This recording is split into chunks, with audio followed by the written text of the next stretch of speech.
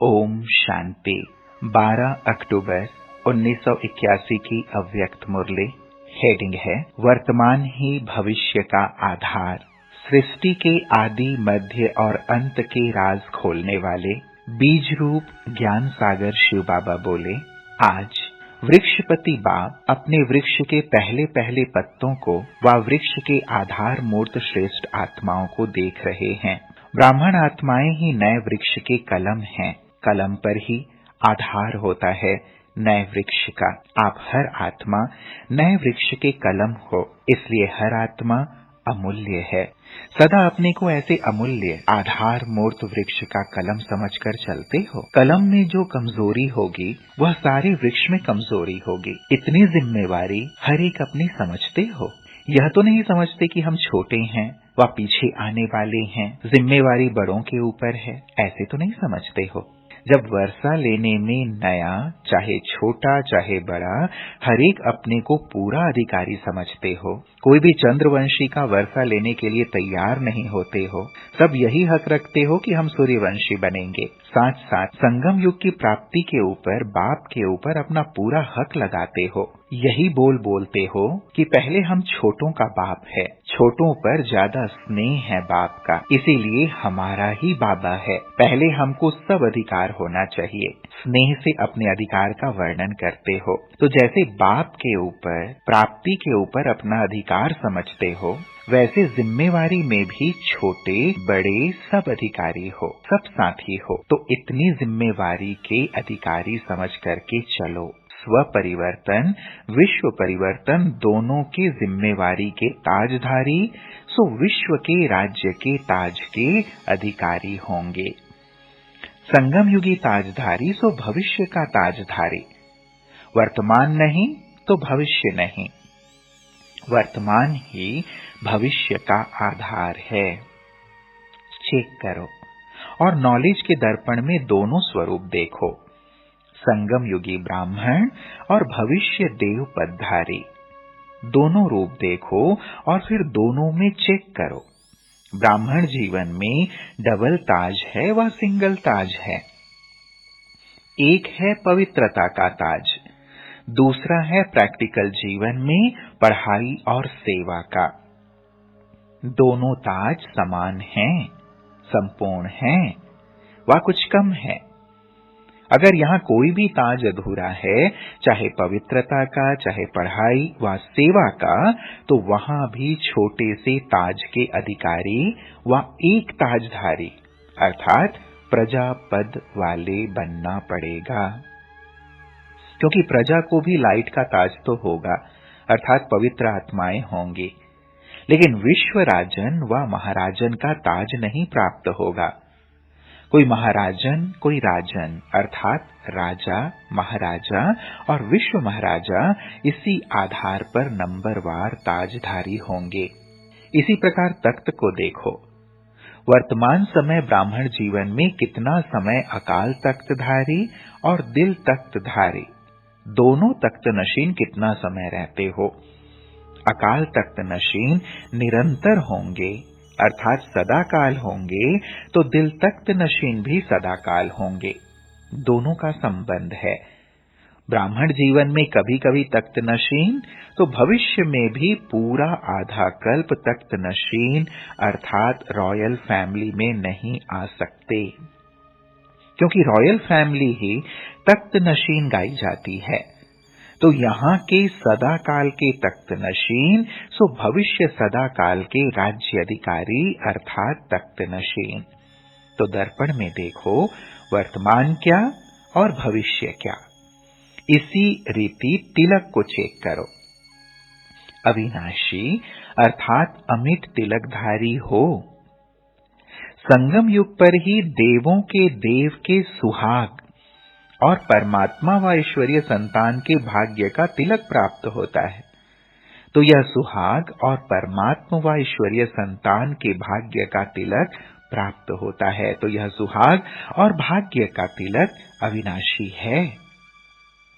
माया सुहाग व भाग्य का तिलक मिटा तो नहीं देती, यहाँ के सुहाग भाग्य के सदा तिलकधारी, सो भविष्य के सदा राज्य तिलकधारी। हर जन्म में राज्य तिलक का उत्सव होगा।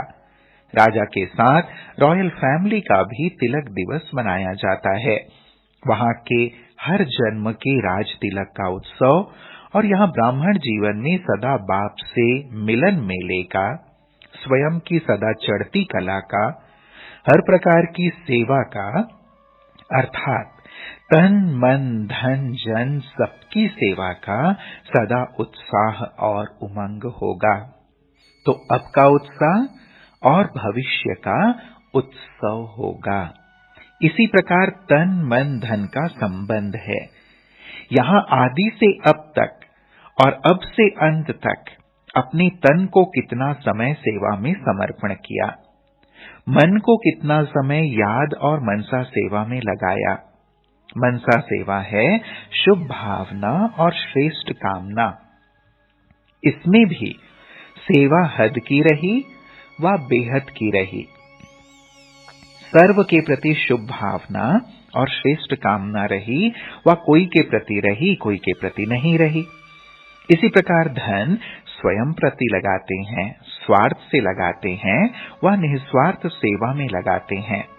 अमानत में खयानत तो नहीं डालते हैं, बेहद के बजाय हद में तो नहीं लगाते हैं।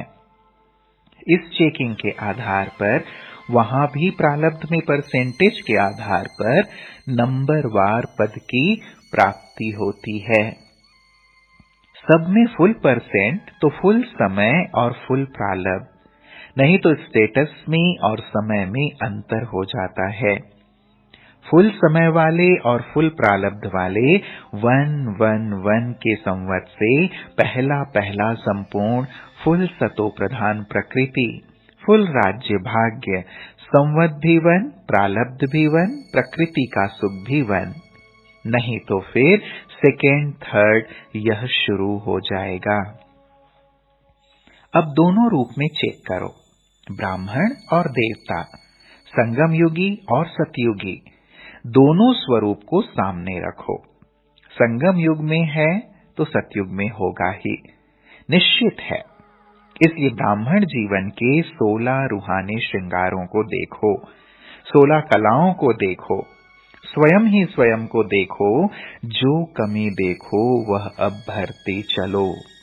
समझा क्या करना है? स्व को दर्पण में देखो। अच्छा, आज महाराष्ट्र का टर्न है तो महान बनने की बातें सुनाएंगे ना। महाराष्ट्र अर्थात अब के भी महान और भविष्य में भी महान। अच्छा, ऐसे बेहद के सेवाधारी, सर्व प्रति सदा शुभ चिंतन, सदा याद और सेवा के उत्साह में रहने वाले, सदा के सुहाग और भाग्य के तिलकधारी, ऐसे वर्तमान के राज्य अलंकारी श्रेष्ठ आत्माओं को बाप दादा का याद प्यार और नमस्ते। हम सभी बच्चों का भी प्राणेश्वर बाप दादा को याद प्यार और नमस्ते नमस्ते नमस्ते। बाबा, आज बीच बीच में बिजली बहुत आ जा रही थी, तो बाबा बोले, बिजली की हलचल में बुद्धि की हलचल तो नहीं। आपके साकार सृष्टि का गीत है जो भक्त लोग गाते हैं। बाप को कहते हैं, देख तेरे संसार की हालत क्या हो गई। तो बाप भी देख रहे हैं, भक्तों का आवाज भी आ रहा है और देख भी रहे हैं। जब नाम ही है असार संसार, तो किसी भी साधन में सार क्या होगा। अच्छा, फिर महाराष्ट्र जोन की पार्टियों से अव्यक्त बाप दादा की मधुर मुलाकात। संगम युग का बड़े ते बड़ा खजाना कौन सा है? बाप ही सबसे बड़े ते बड़ा खजाना है। बाप मिला तो सब कुछ मिला, बाप नहीं तो कुछ नहीं। तो सतयुग में भी यह बड़े ते बड़ा खजाना नहीं होगा। प्रारब्ध होगी, यह खजाना नहीं होगा। तो ऐसे युग में जो सब खजाना ही खजाना मिलता है, संगम युग में सतयुग से भी श्रेष्ठ खजाना मिलता है। तो ऐसे युग में जो सब खजाने प्राप्त होने का युग है और प्राप्त करने वाली आत्माएं भी आप ही हो, तो ऐसी आत्माएं संपन्न होंगी ना। ब्राह्मणों के जीवन में अप्राप्त नहीं कोई वस्तु, देवताओं के जीवन में बाप की अप्राप्ति होगी, लेकिन ब्राह्मणों के जीवन में कोई भी अप्राप्ति नहीं। तो मन का अविनाशी गीत यही बजता रहता है कि अप्राप्त नहीं कोई वस्तु हम ब्राह्मणों के खजाने में। खजानों के मालिक हो कि बनना है, बालक बनना अर्थात मालिक बनना। मालिक तो बन गए, बाकी संभालना कहां तक आता है, यह हरेक का नंबरवार है। तो सदा इसी खुशी में नाचते रहो कि मैं बालक सो मालिक हूं। दूसरे ग्रुप से बाबा ने मुलाकात की। सभी निश्चय बुद्धि विजयंती होना, निश्चय में कभी डगमग तो नहीं होते हो। अचल अडोल महावीर होना, महावीर की विशेषता क्या है? सदा अचल अडोल, संकल्प व स्वप्न में भी व्यर्थ संकल्प ना आए, इसको कहा जाता है अचल अडोल महावीर। तो ऐसे हो ना, जो कुछ होता है उसमें कल्याण भरा हुआ है, जिसको अभी नहीं जानते लेकिन आगे चल करके जानते जाएंगे। कोई भी बात एक काल की दृष्टि से नहीं देखो, त्रिकालदर्शी होकर के देखो। अब यह क्यों, अब यह क्या, ऐसे नहीं। त्रिकालदर्शी होकर देखने से सदा यही संकल्प रहेगा कि जो हो रहा है उसमें कल्याण है। ऐसे ही त्रिकालदर्शी होकर चलते हो ना। सेवा के आधार मूर्त जितने मजबूत होंगे उतनी सेवा की बिल्डिंग भी मजबूत होगी। जो बाबा बोले वह करते चलो, फिर बाबा जाने, बाबा का काम जाने। जैसे बाबा वैसे चलो तो उसमें कल्याण भरा हुआ है। बाबा कहे ऐसे चलो, ऐसे रहो, जी हाजिर जी हुजूर। ऐसे क्यों नहीं, जी हाजिर। समझा? जी हजूर व जी हाजिर तो सदा उड़ती कला में जाते रहेंगे, रुकेंगे नहीं, उड़ते रहेंगे, क्योंकि हल्के हो जाएंगे ना। फिर बाबा ने तीसरे ग्रुप से मुलाकात की। सभी अपने को सदा विश्व के अंदर कोटों में कोई में भी कोई ऐसी श्रेष्ठ आत्माएं समझते हो। ऐसे अनुभव होता है कि यह हमारा ही गायन है। एक होता है ज्ञान के आधार पर जानना, दूसरा होता है किसी का अनुभव सुनकर उस आधार पर मानना, और तीसरा होता है स्वयं अनुभव करके महसूस करना। तो ऐसे महसूस होता है कि हम कल्प पहले वाली कोटों में से कोई में से कोई श्रेष्ठ आत्माएं हैं। ऐसी आत्माओं की निशानी क्या होगी? ऐसी श्रेष्ठ आत्माएं सदा बाप क्षमा के पीछे परवाने बन फिदा होने वाली होंगी, चक्र लगाने वाली नहीं।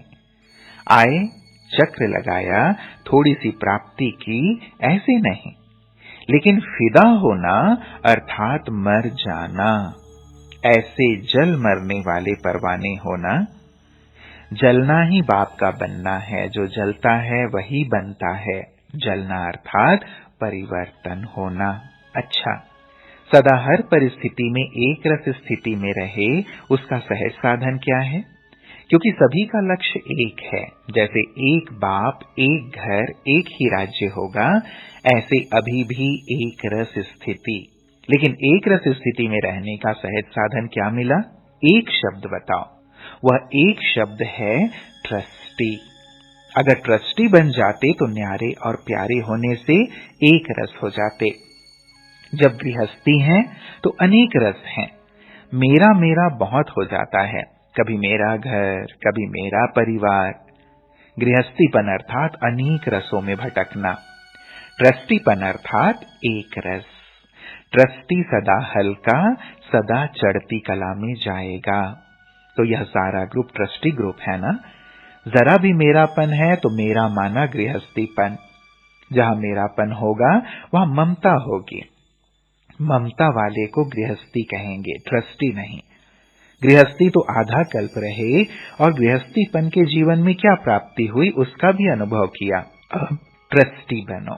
अगर थोड़ा भी गृहस्थीपन हो तो मधुबन में छोड़कर जाना। जो दुख की लहर पैदा करने वाला हो उसे छोड़कर जाना और जो सुख देने वाला हो उसे लेकर जाना। अच्छा, मीठी दीदी जी अंबाला मेले में जाने की छुट्टी बाप दादा से ले रही हैं। तो बाप दादा बोले, बाप दादा अनेक बच्चों की खुशी देखकर खुश होते हैं। सेवा के लिए जहां भी जाओ अनेक खजाने अनेकों को मिल जाते हैं। इसलिए ड्रामा में अब तक जाने का है तो चल रहा है, स्टॉप होगा तो सेकेंड में हो जाएगा। जैसे साकार में देखा, तैयारी की हुई भी थी, पाठ समाप्त था तो तैयारी होते भी नहीं जा सके। ऐसे यह भी ड्रामा में समाप्त होगा तो सेकेंड में अचानक होगा। अब तक तो जाना भी है, रिफ्रेश करना भी है, सबके दिल को खुश करना यह भी सबसे बड़ा पुण्य है। सबका आह्वान है ना, आह्वान में प्रत्यक्ष होना ही पड़ता है।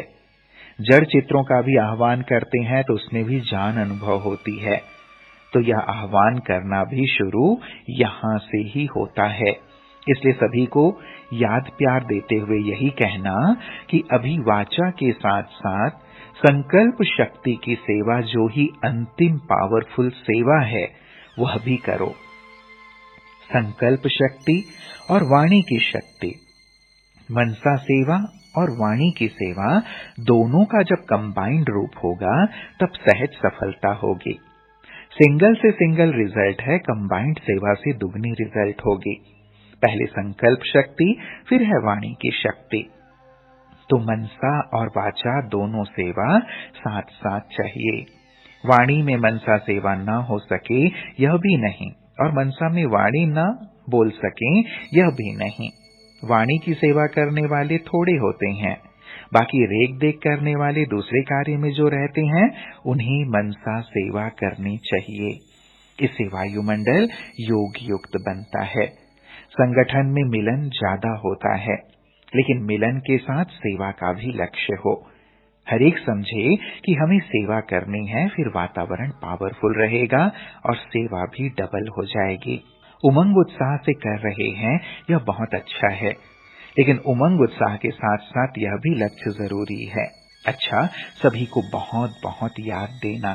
फिर इस मुरली में एक प्रश्न है, बाप के याद की लगन अग्नि का काम करती है कैसे?